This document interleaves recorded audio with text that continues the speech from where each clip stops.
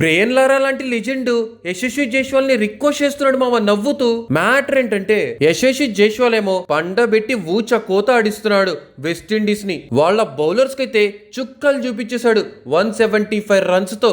అది కూడా run out అయ్యాడు, లేకపోతే డబుల్ సెంచరీలు ట్రిపుల్ సెంచరీలే. బ్రెయిన్ లారా గారు after the match Yashasvi Jaiswal కి ఒక రిక్వెస్ట్ చేస్తున్నారు. యశస్వి జైస్వాల్ ఏమో సార్ హౌ ఆర్ యూ అని అడిగాడు. అప్పుడు బ్రెయిన్ లారా గారు I'm good, don't beat hour bowlers that bad, మా బౌలర్స్ ని అంత దారుణంగా కొట్టకు అని నవ్వుతూ అడిగాడు మామ బ్రెయిన్ లారా. లారా గారు ఇలా అడగగానే నాకు అనిపించింది వెస్టిండీస్ వాళ్ళకి ఖచ్చితంగా బుద్ధి రావాలి అని. ఒక లెజెండ్ ఇలా అడగటం కొంచెం పెయిన్ఫుల్ గా అనిపిస్తుంది.